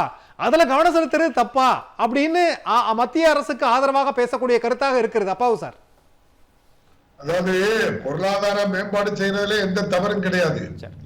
இப்ப நம்ம தம்பி ராமநாதன் சொல்லும் போது நாங்க ஏதோ தவறான கருத்துக்களை சொல்றோம் அப்படின்னு சொன்னாங்க. மக்கள் நலனில் மக்கள் நலனையும் அக்கறை உள்ள அரசு தான் தெரியும் நமக்கு. பல லட்சம் பேர் கொரோனாவில நடந்து போனாங்க, சங்கடப்பட்டாங்க, எவ்வளவு சைக்கிள்ல போனாங்க, எவ்வளவு கஷ்டப்பட்டாங்க, பல பேர் இறந்தாங்க. இந்த அரசு வேடிக்கை பார்த்ததே தவிர அவங்கள பாதுகாப்பா அவங்க இடத்துக்கு கொண்டு போகணுங்கிற எந்த முயற்சியும் எடுக்கல. ட்ரெயினை விட்டாங்களா, பஸ்ஸை விட்டாங்களா, எதுவுமே அவங்க பண்ணல. அப்ப அவங்களுடைய எண்ணமும் சிந்தனையும் மக்களை பற்றி இல்லாம யாரை பற்றி தான் அவங்களுக்கு இருக்குன்னு சொன்னா ஒரு கார்பரேட் கம்பெனிகள் இருக்கு. அதை தான் தலைவர் தளபதி ஸ்டாலின் சொல்றாரு, கார்பரேட்டுக்கு தான் நீங்க என்ன செய்றீங்க, சிவப்பு கம்பளம் விரிக்கிறீங்களே தவிர மக்களை பற்றி நீங்க சிந்திக்கல. ஐயா ராமநாதன் சொன்னாரு, பெரிய போர் வருது, அது ஒரு பார்டர்ல இருக்கு, அது ஏற்கனவே எக்ஸெப்ஷன் இருக்கு, அதுல இதெல்லாம் யாரும் அதுக்காக சொல்லல. இப்ப நடைமுறைக்கு என்ன செய்யலாம் அப்படின்னு சொல்லி இந்த சட்டத்துல நான் அவர்கிட்ட கேட்கேன். மேகதாது அணை கெட்ட விட மாட்டோம், முல்லை பெரியாறு கெட்ட விட மாட்டோம், நீட்ரிஷனோ கெட்ட விட மாட்டோம், ஹைட்ரோ கார்பன் கொண்டு வர மாட்டோம், 8 வழி பாதைக்கு பழைய சட்டம் தான் சொல்ல முடியுமா அவங்க? இப்ப என்ன சொல்லிருக்குன்னா இந்த சட்டத்துல ஸ்பெசிபிக்காட்டு ஆறுகளாக இருக்கட்டு அல்லது காடுகளாக இருக்கட்டு எதை வேண்டுமானாலும் கடந்து ரோடு போடுறதுக்கோ பாலம் கட்டக்கோ யாருக்கிட்டையும் கேட்க வேண்டிய அவசியம் இல்லை. இப்ப அடர்ந்த காட்டு பகுதி, வனப்பகுதி, மிருகங்கள் வாழும் இல்ல, அந்த பகுதிகளில் சாலை அமைச்சா பல பாதிப்பு அந்த வனத்துக்கு ஏற்படும். அப்ப இது எல்லாம் தேவையில்லை அப்படின்ட்டு சொல்றாங்க. நான் இப்போ இந்த ஆட்சி வந்ததுல இருந்து என்னென்ன பண்ணிட்டு இருக்காங்க அப்படின்னு சொன்னா தம்பி ராமநாதனுக்கு அது தெளிவா தெரியும்னு தான் நான் நினைக்கிறேன். நீங்க வங்கியில இருக்கக்கூடிய பணத்தை கார்பரேட்டுகள் எடுக்கிறாங்க, எடுத்த பணத்தை திரும்ப கட்ட மாட்டாங்க. அவங்களுக்கு என்ன பண்றீங்க, நீங்க 10,000 லட்சம் கோடி ரூபாய் இந்த 6 வருஷத்துல அவங்களுக்கு ரைட் ஆஃப் பண்ணிருக்கீங்க. கடந்த ஆண்டு 68,000 கோடி ரூபாய் நீங்க 28 பேருக்கு ரைட் ஆஃப் பண்ணிருக்கீங்க. 28 பேரும் அகமதாபாத் குஜராத்தை சேர்ந்தவங்களுக்கு நீங்க அங்க பண்றீங்க. வேணும்னு உங்ககிட்ட இருக்கவங்களுக்கு தான் பண்றீங்க. நீங்க சைனா வார பற்றி சொன்னீங்க, எவ்வளவு மௌனத்தோட இருந்தாங்க நம்ம ஐயா மோடி அவர்கள். எடுத்து கேட்க முடிஞ்சுதா? இது சைனாங்கிற வார்த்தையை அவங்க பயன்படுத்தல. 20 பேர் இறந்து எத்தனை நாள் கழிச்சு அவங்களுக்கு அனுதாபம் தெரிவிச்சாங்க. ஏன் பண்ணல அப்படின்னு சொன்னா, குஜராத்துக்காரங்க அவ்வளவு பேரும் பல லட்சம் கோடி ரூபாய்க்கு சைனாவில இருந்து இறக்குமதி ஏற்றுமதி தொழில் பண்றாங்க. அவங்க பாதிச்சிடக்கூடாதுங்கிறதா அவருடைய நோக்கமே தவிர வேற ஒண்ணும் இல்லை. நான் இப்ப ஐயா ராமநாதன் கேட்கேன், இப்ப சுற்றுச்சூழல் அனுமதி எல்லாம் இது பாதிக்கும் அப்படின்னு சொல்லி தானே நீங்க சேசந்திர திட்டத்தை நிறுத்தினீங்க. இப்ப நீங்க அதை கொண்டு வருவீங்களா? நீங்க தமிழ்நாட்டு மக்களுக்கு நல்லது செய்யணும் அப்படின்னு சொன்னா அதை செய்யலாம? நீங்க இலங்கைக்காரங்களோட சேர்ந்து அவங்க துறைமுகத்துக்கு பாதிப்பு வரக்கூடாதுக்காக சேசந்திர திட்டத்தை நீங்க தடை பண்ணது இப்ப இருக்க மத்திய அரசு தானே. அப்ப ஏன் அதை நீங்க தடை பண்ணீங்க? இன்னைக்கு அதை ஆரம்பிச்சு விட்டா இன்னைக்கு தமிழ்நாடு வளர்ந்துக்கும் இல்ல. இன்னைக்கு தூத்துக்குடி நீங்க தமிழ்நாட்டு மக்கள் மீது உங்களுக்கு அக்கறை கிடையாது. ஒரு பிற்படுத்தப்பட்ட ராமநாதபுரம், புதுக்கோட்டை, சிவகங்கை அந்த பகுதி மேல உங்களுக்கு அக்கறை கிடையாது. யாருக்கு வலிக்கும் அப்படின்னு சொன்னா, தாய்க்குதான் பிள்ளைகளுக்கு சங்கடம் வந்துட்டு தான் வலிக்கும். அதுதான் தளபதி ஸ்டாலின் தான் வலிக்கும். இது மட்டும் இல்லையே சட்டம். நீங்க மின்துறைக்கு சட்டம் எப்படி கொண்டு வந்திருக்கீங்க? நீங்க இப்போ 34 பேர் இந்தியாவில மின் உற்பத்தி பண்றாங்க. இந்தியாவில் இருக்கக்கூடிய மின்துறை அந்தந்த மாநில ஆணையத்துல இருக்கு. அது அவளையும் நீங்க கூட்டி கொண்டு வந்து அந்த 34 பேர் கையிலையும் கொடுத்து அவங்களே உற்பத்தி பண்ணிட்டு, அவங்களே விலைக்கு வாங்கிட்டு, அவங்களே விநியோகம் பண்ணிட்டு, அப்ப அவங்களே விநியோகம் பண்ணக்கூடிய அளவுக்கு வந்துட்டாக்கி நீங்க கரண்ட் எப்படி சௌரியமா கொடுக்க முடியும்? உங்களுக்கு ஏழை விவசாயிகளுக்கு எப்படி கொடுக்க முடியும்? நீங்க இன்னைக்கு விவசாயம் கலைஞர் ஆட்சி காலத்துல தலைவர் கலைஞர் கொண்டு வந்த 23 லட்சம் பூசெட் விவசாயி அவன் இன்னைக்கு உயிரோட இருந்து இன்னைக்கு இந்த தொழில் பண்றான் அப்படின்னு சொன்னா, அது இலவச மின்சாரம் இருக்கிறனால தான் காய்கறிகள்லாம் உங்களுக்கு சௌரியமாட்டு மக்களுக்கு கொண்டு வர முடியுது. இல்ல நிச்சயமா அதுவும் இன்னைக்கு கேள்விக்குறியாயிருக்கு. இந்த மின்சார அவசர 2020 நம்ம பாக்குறோம். எனக்கு அது தொடர்பான கேள்விதான் பாவு சார், அது தொடர்பான கேள்விதான். இப்படி அவசரமா ஒரு 4-5 சட்டங்கள், விவசாயிகள் தரப்புல ஒரு 3 சட்டங்கள் சொல்லப்படுது. மின்சார சட்ட திருத்தம் இருக்கிறது. இன்னைக்கு EIA பத்தி பேசிக்கிட்டு இருக்கிறோம். அவங்களுக்கு பெரும்பான்மை இருக்கு. பெரும்பான்மை இருக்கிற நேரத்துல நாடாளுமன்றத்துல நேரடியா கொண்டு வந்து விவாதிச்சு சட்டத்தை நிறைவேற்றலாம். அதுக்கு முன்னாடியே ஏன் அவசரமா செயல்படுறாங்க அப்படிங்கிற கேள்விதான் நான் முன்வைக்கிறேன். நீங்க இந்த சட்டம் அவசரமா கொண்டு வந்து ஒரு பத்திரிகைகள் ஒரு ஊடகங்கள் கூட இதை விளம்பரப்படுத்தல, இதை எடுத்து விவாத பொருள் ஆக்கல. தலைவர் தளபதி ஸ்டாலின் தான் அந்தந்த மக்கள் பேசுகின்ற மொழியில மதர் டங் அவங்களுடைய தாய்மொழியில இதை பண்ணுங்க நீ ஹைகோர்ட் சொன்னதை தலைவர் தளபதி ஸ்டாலின் தான் சொல்லியிருக்காங்களே தவிர வேற யாரும் சொல்லல. இந்த நிமிஷம் வரைக்கும் அதுக்கு ஒரு டிரான்ஸ்லேட் பண்ணி எல்லாருக்கும் கொடுத்து ஒரு விழிப்புணர்வை ஏற்படுத்தியிருக்கா? தமிழகத்தில் இருக்கக்கூடிய ஆட்சி இந்த சட்டத்தினுடைய கருத்து சொல்லியிருக்கா? இதை எதிர்த்து என்ன சொல்லியிருக்காங்க சொல்லுங்க. நீங்க மத்திய அரசு இந்த சட்டம் எங்களுக்கு மிகப்பெரிய பின்னடைவு பாதிப்பை ஏற்படுத்தும் அப்படின்னு சொல்லியிருக்காங்களா? விவசாயிகளுக்கு என்னத்தை கொண்டு வந்திருக்க அப்படின்னு சொன்னாங்க, அழகா சொன்னாங்க தம்பி கிரிதரன். இது வணிகர்களுக்காக போடப்பட்ட சட்டமே தவிர விவசாயிகள் எதுலயும் லாபம் அடைய போறது இல்ல. விவசாயிகளுடைய கம்பல் பண்ணி அவங்க கிட்ட என்ன வாங்குறாங்க, காப்பீடு திட்டத்துக்கான பிரீமியம் வாங்குறாங்க. ஆனா அவங்களுக்கு பாதிப்பு ஏற்பட்டால், ஒருதனுக்கு பாதிப்பு ஏற்பட்டா இயற்கை சீற்றம் வந்தாதான் கொடுப்பேன் அப்படின்னு சொன்னா அவனுக்கு எந்த விதமான உதவியும் செய்யலையே. நான் ஒன்னே மோடி அரசுக்கு ஐயா ராமநாதன் மூலமா சொல்றேன், விவசாயிகளுக்கு அவங்களுடைய வருமானம் ரெட்டிப்பாக்குவேன் அப்படின்னு சொல்லி தொடர்ந்து 6 ஆண்டு காலமாக சொல்லிட்டு இருக்கல. ஒரே ஒரு விளைபொருளுக்கு விலை வச்சிருக்கல. நான் கேட்க, நீங்க சைனாவில என்ன பண்றாங்க தெரியுமா? எந்தெந்த பகுதியில என்னென்ன பயிரிடணும் அப்படின்னு சொல்லி மொத்த மக்கள் தொகை என்ன, நமக்கு அடிப்படை தேவை என்னென்ன தேவை, தானிய உற்பத்தி எவ்வளவு தேவை, காய்கறி எவ்வளவு தேவை, பழம் எவ்வளவு தேவை, இதெல்லாம் எந்தெந்த பகுதியில விளையும் அப்படின்னு சொல்லி வருவாய்த்துறை மூலம் கம்ப்ளீட்டா சர்வே பண்ணி ஒரு மாவட்டத்தை எடுத்துக்கிட்டா இந்த மாவட்டத்துல இந்த பகுதியில காய்கறி தான் விளைய வைக்கணும், இந்த பகுதியில நெல்லு தான் விளை வைக்கணும், இந்த பகுதியில கோதுமை தான் விளை வைக்கணும், இந்த பகுதியில பல வகைகள் தான் பயிரிடணும் அப்படின்னு சொல்லி எல்லாரும் ஒரே பயிரிடை செய்யக்கூடாதுங்கிறதுக்காக எல்லா பயிர்களையும் செய்யணும் அப்படின்னு சொல்லி அவங்களுக்கு ஒரு வாய்ப்பை உருவாக்கி கொடுத்து அந்த அடிப்படையில விவசாயிகளுக்கு போக்குவரத்து வசதி எல்லா வசதிகளையும் பண்ணி கொடுத்து எந்த விவசாயி உற்பத்தி பண்ற இப்ப தக்காளி எடுத்துக்கிட்டா 10 பைசாக்கு இல்லாம மாட்டுக்கு ரோட்ல அள்ளி போட்டு போயிருதான். நிச்சயமா நம்ம பேசலாம். கிரிதரன் சார், இப்ப வெற்றி அவர்கள் பேசும்போது சொன்னாங்க, இப்ப இந்த வரைவு அறிக்கையை பொறுத்த வரைக்கும் 2 மொழிகள்ல தான் வெளியிட்டு இருக்காங்க. அதுக்கான நேரம் இன்னும் 12 நாள் தான் இருக்கு. அந்தந்த பிராந்திய மொழிகள்ல வெளியிட்டாதான் இங்க இருக்கக்கூடிய விவசாயிகள் தமிழ்ல வெளியிட்டாதான் அதை படிச்சு அதுல என்ன இருக்குன்னு தெளிவா புரிஞ்சுக்க முடியும். அதுல வெளியிடாம ஹிந்தியில இங்கிலீஷ்ல மட்டும் வெளியிட்டு இருக்காங்க. டெல்லி உயர்நீதிமன்றமே சொல்லியிருக்காங்க அந்தந்த பிராந்திய மொழியில் வெளியிடணும். ஆனா இன்னைக்கு வரைக்கும் அந்த பிராந்திய மொழியில் வெளியிடல. வெளியிடாம எப்படி மக்கள் ஒன்றும் சாதாரண அன்றாட செய்தித்தாள்கள் கூட அது வரல ஒன்றும். அது மக்களால் எப்படி புரிஞ்சுக்கிட்டு எப்படி 10 நாள்ல அவங்களோட எதிர்ப்பை தெரிவிக்க பண்ணுவாங்க அப்படின்றது. அது இல்லாம இந்த மின்சார சட்டமும் அந்த மாதிரிலாம் கொண்டாந்துருக்காங்க. மின்சார சட்டம் எந்த விதமான இலவச மின்சாரங்கிறதே கிடையாது. கிட்டத்தட்ட 67 உயிர்களை இழந்து அந்த இலவச மின்சாரத்தை விவசாயிகள் பெற்றார்கள். அந்த இலவச மின்சாரம் தடைப்பட்டு போனால் விவசாயமே பாதிக்கப்படும். இன்னைக்கு ஒரு இப்போ வருமானமே பத்தாம விவசாயி தற்கொலை பண்ணிக்கிறான். இப்ப பம்பு செட்டுக்கும் பில்லு கொண்டாந்தாங்கன்னா கண்டிப்பா ஒரு 5 HP மோட்டார் ஓடிச்சுன்னா மாசம் 20,000 ரூபாய் பில் வரும். உற்பத்தி செலவு இன்னும் கூடும். ஆனா அந்த உற்பத்தி செலவுக்கான மத்திய அரசு ஈடு செய்யாது. ஏன்னா இன்னைக்கு 2011க்கும் இன்னைக்கு 2020க்கும் பாத்தீங்கன்னா அன்னைக்கு யூரியா 110 ரூபா, இன்னைக்கு 330 ரூபா. டிஏபி அன்னைக்கு 400 ரூபா, இன்னைக்கு 1300 ரூபா. இது நெல் 1200 ரூபா, இன்னைக்கு 1880 ரூபா நெல். உற்பத்தி செலவு பன்மடங்கு கூடி போச்சு. ஆனா விவசாய வருமானம் அப்படியே தான். கண்டிப்பா நீங்க மின்சார சட்ட திருத்தத்தை பத்தி சொன்னீங்க. அது மட்டும் இல்லாம இந்த கூட்டுறவு வங்கிகளை ரிசர்வ் வங்கியோட கட்டுப்பாட்டை கூட்டுறவு வங்கியோட செயல்பாடு சுத்தமா முடக்கிட்டாங்க. கூட்டுறவு வங்கி இன்னைக்கு வரைக்கும் செயல்படல. அவங்க அப்பா அவங்க சொன்ன மாதிரி இன்னைக்கு பயிர் இன்சூரன்ஸ் திட்டத்தை கூட இன்னைக்கு மத்திய கூட்டுறவு வங்கி சென்ட்ரல் கோஆபரேட்டிவ் பேங்க்ல போய் தான் நீங்க புதுசா கணக்கு ஆரம்பிச்சு அதுலதான் நீங்க கட்ட முடியும். இன்னைக்கு ஒரு கிராமத்துல இருந்து ஒரு 10 கிலோமீட்டர் 15 கிலோமீட்டர் போய் கணக்கு ஆரம்பிச்சு எப்ப அது கட்டுறது? குருவைக்கு 31ஆம் தேதி தான் கடைசி நாள். இன்னும் 3 நாள் தான் இருக்கு. இவங்க நோட்டிபிகேஷன் ரிலீஸ் பண்ணது 25ஆம் தேதி நோட்டிபிகேஷன் கொடுத்துருக்காங்க. என்னென்ன ஊருக்கு இன்சூரன்ஸ் கட்டலான்ற நோட்டிபிகேஷன் தமிழக அரசு கொடுத்து 25ஆம் தேதி. இன்னைக்கு 31ஆம் தேதி கடைசி நாள். இன்னைக்கு இனிமேல் புது கணக்கு ஆரம்பிச்சு அவன் இன்சூரன்ஸ் கட்ட முடியுமா? அந்த வாய்ப்பையும் இழந்துட்டாங்க. இழக்கக்கூடிய ஒரு கட்டாயத்தை தான் இன்னைக்கு இருந்துட்டு இருக்கோம். அந்த கூட்டுறவு வங்கியில் அது வாங்கக்கூடாதுன்னு நிப்பாட்டாங்க. அந்தந்த ஒரு 4 கிராமம் 5 கிராமத்துக்கு ஒரு இருந்த கூட்டுறவு வங்கிகளோட செயல்பாடை முடக்கி விட்டாங்க.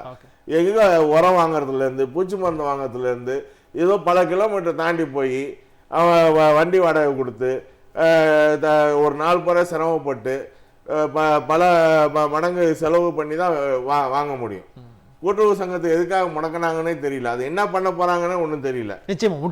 விவசாயிகளுக்கு எதிரான விஷயங்கள் தான் நடந்துகிட்டு இருக்கு. அந்த கூட்டுறவு சங்கத்துல வேலை செய்யற பணியாளர்களுக்கு அது என்ன நடக்க போகுதுங்கிறதே தெரியல. நிச்சயமா சார், இப்போ இந்த விஷயங்களை வரிசையா பட்டியலிடுறாங்க. மின்சார சட்ட திருத்தம், அதுக்கு பிறகு கூட்டுறவு வங்கிகளை, இப்படி தொடர்ந்து யாரு என்ன செய்திட முடியுங்கிற பெரிய மனப்பான்மையா மத்திய அரசுக்கு. சேது சமுத்திர திட்டத்தை கொண்டு வருவீங்களா அப்படின்னு அப்பாவை ஐயா சொன்னாங்க.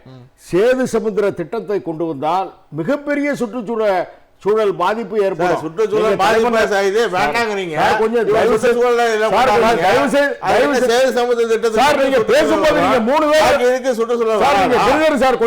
தயவு செய்து அமைதியா இருங்க சார். அந்த மன்னார் வளைகுடா பகுதியில இருக்கக்கூடிய பவள பாவரைகள்லாம் அவ்வளவு மீன் உற்பத்தியும் மீன் குஞ்சுகள் உற்பத்தியும் மற்ற உற்பத்திகள் கடல்சார் உற்பத்திகளும் அவ்வளவு நடக்குது. அதையெல்லாம் அழித்து விட்டு இன்னைக்கு ஒரு அந்த சேது சமுத்திர திட்டத்தை ஒரு 200 வருடங்களுக்கு முன்னால கொண்டு வந்திருந்தா கூட ஏதாவது கொஞ்சம் லாபமா இருந்திருக்கும். 35,000 டன்னுகளுக்கு மேல அந்த பகுதியில கப்பலே கொண்டு போக முடியாது. இன்னைக்கு 1.5 லட்சம் 2 லட்சம் 5 லட்சம் டன்கள் கொண்ட கப்பல்கள் எல்லாம் ஏராளமாக வந்து விட்டது. 35,000 டன்கள் உள்ள கப்பலே இன்னைக்கு கிடையாது.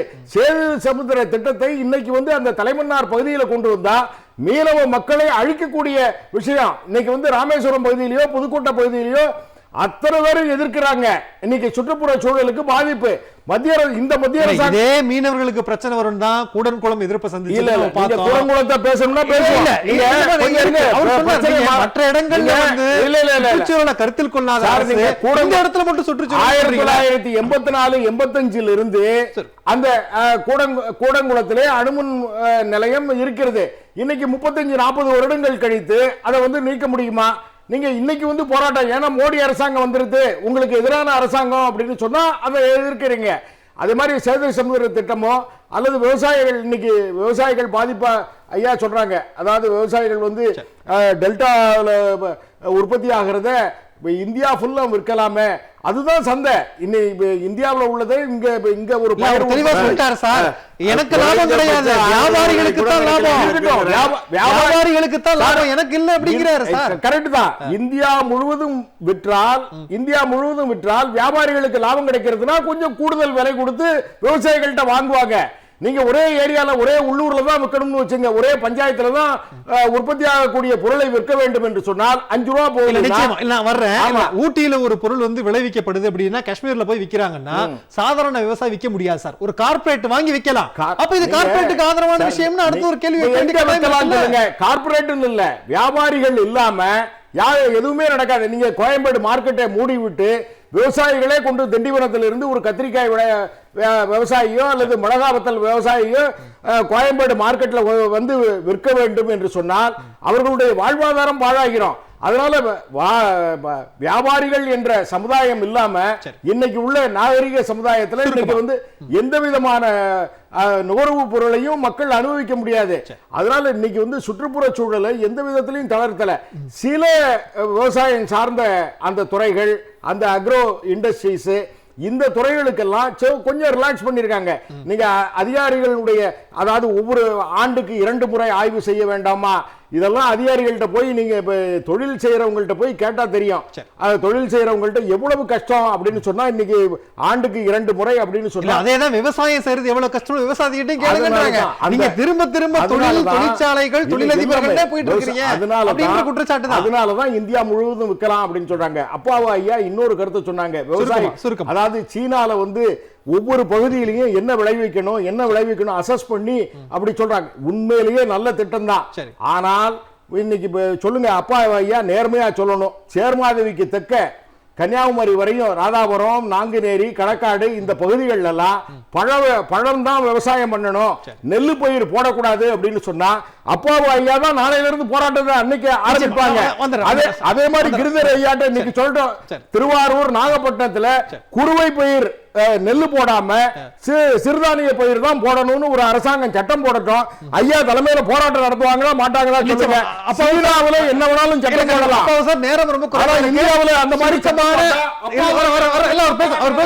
அப்பாவு சார் சுருக்கமா நிறைவான உங்களுடைய பார்வை சொல்லி நம்ம தம்பி ராமநாதன் சொன்ன மாதிரி இதெல்லாம் விளைவிக்க கூடாதுன்னாக்கி எல்லாரும் போராட்டம் பண்ணுவாங்க. அது அல்ல,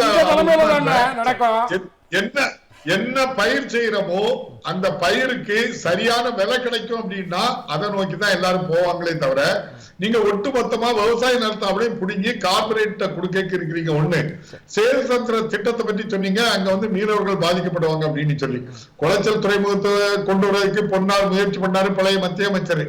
அது அங்க கொடுக்காம அது பக்கத்துல இருக்கக்கூடிய கோவள கடற்கரை பக்கத்துல, திருவனந்தபுரம் பக்கத்துல அந்த கொடுத்தாங்க. அங்க யார் பண்ணா கொடுத்தாங்க? அவ்வளவு மீனவர்களும் மாத கணக்கா போராடினாங்க. ஆனா அதானிக்கு அதை கொடுத்ததுனால அங்க விவகாரம் இல்ல. அதே போல வடசென்னையில காட்டுப்பள்ளியில அதானிக்கு துறைமுகம் கொடுத்திருக்கு. அவ்வளவு மீனவர்களும் தொடர்ந்து போராடுறாங்க. அந்த போராட்டத்தை நீங்க வந்து தமிழக அரசு மத்திய அரசினுடைய ஆலோசனைப்படி அதானிக்காக அந்த போராட்டத்தை அடக்குது, ஒடுக்குது, பத்திரிகைகள்ல வெளியே விடாம ஆக்குது, ஊடகத்துல செய்தி வராம பாக்குது. அப்ப நீங்க வந்து தமிழ்நாட்டு மக்கள் உண்மையிலே பாதிக்கப்படுதாங்க அப்படின்னு சொன்னா நீங்க அதுக்கு வந்து அதானிக்கும் அம்பானிக்கும் முகேஷ் அம்பானிக்கும் ஆவணி தூக்குறீங்க. நீங்க வந்து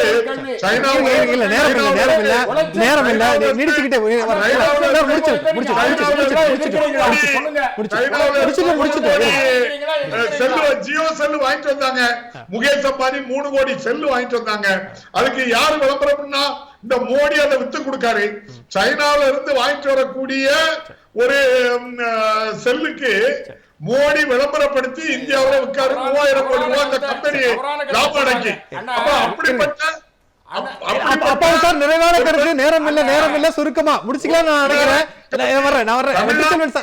முழுவதும் தொடர்ந்து அநீதி பண்ணிக்கிட்டு இருக்கிறது மத்திய அரசும் மாநில அரசும். எதிர்கட்சி தலைவர் தளபதி ஸ்டாலின் ஒருவர் இல்ல அப்படின்னு சொன்னா தமிழ்நாட்டை ஒட்டுமொத்தமா மோடிக்கும் அதானிக்கும் அம்பானிக்கும் வித்துட்டு போயிருப்பாங்க. வெற்றி சார், வெற்றி உங்களுடைய நிறைவான கருத்து. மத்திய அரசாங்கம் இந்த சூழல்ல என்ன செய்யணும் ஒரு நிமிடத்திற்குள்ள? அதாவது பாரிஸ் அக்ரிமெண்ட் நாம வந்து கையெழுத்து போட்டிருக்கோம். காலநிலை மாற்றம் மிகப்பெரிய பிரச்சனையாக இருக்கு. அந்த கையெழுத்து போட்டுட்டு சூழல் பாதுகாப்பு நடவடிக்கையை நாம செய்வோம் அப்படின்னு உலக அரங்குக்கு நாம வந்து ஒப்புதல் கொடுத்து வந்திருக்கிறோம். ஆனா இங்க எல்லாம் நடக்கிறது எல்லாமே விரோதமாக நடக்கின்றது. அதுக்கு விரோதமாக இப்ப இந்த கொரோனா காலகட்டத்துல 26 முக்கியமான மைனிங் ஆபரேஷனுக்கு வந்துட்டு கிளியரன்ஸ் கொடுத்திருக்காங்க. அதுல 10 இடங்கள் எங்கன்னா எக்கோ சென்சிட்டிவ் ஜோன்ல வருது. சோ மத்திய சுற்றுச்சூழல் அமைச்சகத்தினுடைய செயல்பாடு அப்படிங்கிறது சூழலை பாதிக்கின்ற, சூழலை சீர்கெடுக்கின்ற வகையில செயல்பட்டு கொண்டிருக்காங்க. மத்திய அரசாங்கத்தோட செயல்பாடு தொடர்ச்சியாக இந்த வழியில் தான் போய்கிட்டு இருக்கு. இப்படியே போய்கிட்டு இருந்துச்சுன்னா எதிர்காலம் அப்படிங்கிறது மிகப்பெரிய ஒரு பிரச்சனையாக தான் போய்விடும். எனவே தற்போது இருக்கக்கூடிய இந்த கொள்கைகள் அனைத்துமே பின்வாங்கப்பட வேண்டும், இந்த திட்டங்கள் அனைத்துமே பின்வாங்கப்பட வேண்டும், இப்படியான சட்டங்கள் எல்லாமே பின்வாங்கப்பட வேண்டும். அதுதான் என்னுடைய இதே. நிச்சயமா சுற்றுச்சூழல் இந்த வரைவு தாக்க அறிக்கையினுடைய அதன் மீது மக்கள் வந்து கருத்துக்களை தெரிவிக்கலாங்கிறது 11ஆம் தேதி வரையும் இருக்கிறது. அடுத்த மாசம் வரைக்கும் மக்கள் அதனுடைய கருத்தை வந்து பதிவு செய்யலாம். நிகழ்ச்சியில கலந்து கொண்ட 4 பேருக்கும் நன்றி. நேர்களை மீண்டும் ஒரு நிகழ்ச்சியில் சந்திக்கலாம். நன்றி, வணக்கம்.